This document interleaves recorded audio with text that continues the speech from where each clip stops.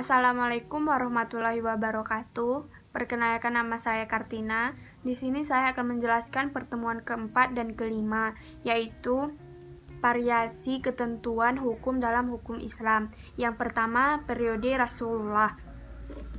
Tasri pada masa Nabi disebut masa pembentukan hukum atau al-insyawa al-takwin, karena pada masa beliau inilah mulai tumbuh dan terbentuknya hukum Islam, yaitu tepatnya ketika Nabi hijrah ke Madinah dan menetap di sana selama 10 tahun. Sumber atau kekuasaan tasri pada periode ini dipegang oleh Rasulullah sendiri dan tidak seorang pun yang boleh menentukan hukum suatu masalah baik untuk dirinya sendiri maupun untuk orang lain. Dengan adanya Rasulullah di tengah-tengah mereka, serta dengan mudahnya mereka mengembalikan setiap masalah mereka kepada beliau, maka tidak seorang pun dari mereka berani berfatwa dengan hasil ijtihadnya sendiri. Bahkan jika mereka dalam menghadapi suatu peristiwa atau terjadi persengketaan, mereka langsung mengembalikan persoalan itu kepada Rasulullah, dan beliaulah yang selanjutnya akan memberikan fatwa kepada mereka, menyelesaikan persengketaan dan menjawab pertanyaan dari masalah yang mereka tanyakan. Dengan dua pusaka inilah, Al-Quran dan Al-Hadis, peraturan dan perundang-undangan Islam telah ditentukan. Atas dasar ini, perundang-undangan pada masa Rasulullah mengalami dua periode istimewa, yaitu periode legislasi hukum syariat di Mekah yang dinamakan perundang-undangan era Mekah atau Al-Tashri' Al-Makki, dan pada periode legislasi hukum syariat di Madinah setelah hijrah yang kemudian disebut perundang-undangan era Madinah atau At-Tashri' Al-Madani. Metode persyariatan pada masa Rasul, yaitu memberikan ketentuan hukum terhadap permasalahan atau kejadian yang muncul atau ditanyakan oleh para sahabat, lalu baginda memberikan jawaban terkadang dengan satu ayat atau beberapa ayat dari Al-Quran yang memang turun sebagai jawabannya, dan tidak ada ayat yang lebih jelas dari turunnya beberapa ayat yang menjelaskan tentang jawaban dari pertanyaan yang diajukan kepada baginda. Yang kedua, terkadang Rasulullah memberikan jawaban dengan ucapan dan perbuatannya, sebagaimana sabda Rasulullah kepada sebagian sahabat ketika ada yang bertanya, "Kami menyeberangi lautan, apakah boleh kami berwudu dengan air laut?" Baginda Rasulullah menjawab, "Ya, suci airnya dan halal bangkainya." Tasri pada periode Mekah. Kebanyakan ayat-ayat Al-Quran itu meminta mereka agar menggunakan akal pikiran. Allah mengistimewakan mereka dengan akal yang tidak dimiliki oleh makhluk lainnya agar mereka mendapat petunjuk kebenaran dari dirinya sendiri, mengingatkan mereka agar tidak berpaling dengan ajaran para nabi pada umat terdahulu yang pendustaan rasul-rasul mereka dan mendurhakai perintah Tuhannya.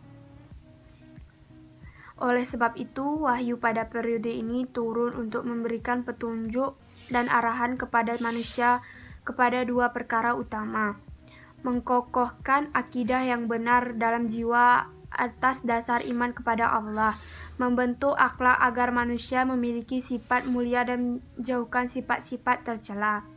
Tasri pada periode Madinah. Periode ini berlangsung sejak hijrah Rasulullah dari Mekah hingga beliau wafat.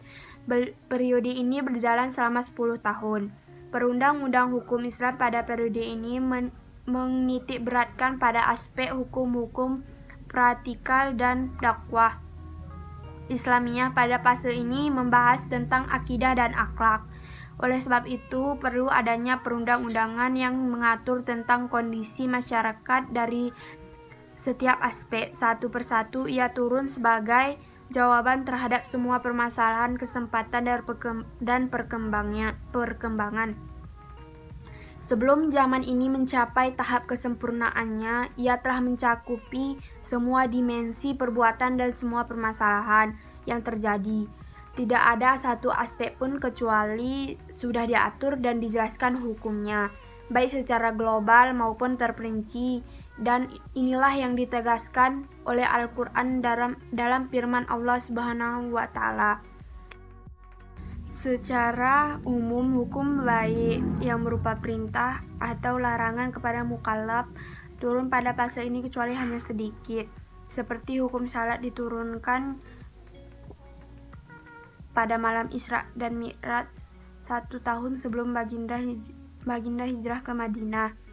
Selain yang ini berupa ibadah, muamalah, jinayah, hudud, warisan, wasiat, pernikahan, dan talak semuanya turun pada fase ini. Pada fase ini Islam sudah kuat berkembang dengan pesatnya. Jumlah umat Islam pun sudah bertambah banyak. Sudah terbentuk suatu umat-umat yang sudah mempunyai suatu perintahan yang gemilang dan sudah berjalan dengan lancar media-media dakwah. Keadaan inilah yang mendorong perlunya mengadakan tasri' dan pembentukan undang-undang untuk mengatur perhubungan antara individu dari suatu bangsa dengan bangsa lainnya, dan untuk mengatur pula perhubungan mereka dengan bangsa bukan Islam baik di waktu damai maupun di waktu perang. Untuk kepentingan inilah maka di Madinah ditentukan hukum-hukum perkawinan, perceraian, warisan, perjanjian, hutang piutang, kepidanaan, dan lain-lain.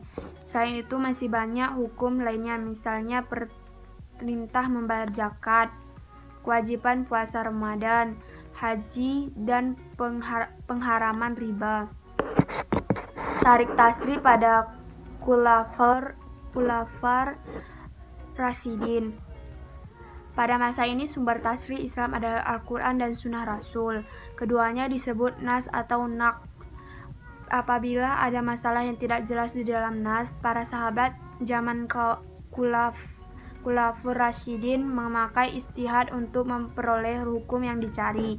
Jalan dalam ijtihadnya adalah berperang pada masa Qul an-Nas dan mengeluarkan ilah atau hikmah yang dimaksud dari pada nas itu, kemudian menerapkannya pada semua masalah yang sesuai ilahnya dengan ilah yang dinasnya. Hal demikianlah kemudian dinamakan qiyas. Al-Quran terdapat lapas yang mengandung dua pengertian, contoh seperti lapas kuru. Umar mengartikan kuru adalah haid, sedangkan Zaid bin Sabit mengartikan kuru itu suci. Terdapat dua hukum yang berbeda dalam dua persoalan yang diduga salah satunya mencakup bagian yang lain, seperti iddah wanita hamil yang kematian suami, sehingga keragui apakah ia mencakup kepada keturunan ayat tentang iddah wanita yang kematian suami hingga harus menunggu 4 bulan 10 hari atau iddah wanita hamil sampai melahirkan. Sunnah. Tidak semua sahabat mendengar hadis yang disampaikan oleh Nabi. Dalam hal ini mereka melakukan ijtihad dengan ra'yunya. Adanya kehati-hatian sahabat dalam menerima dan meriwayatkan hadis.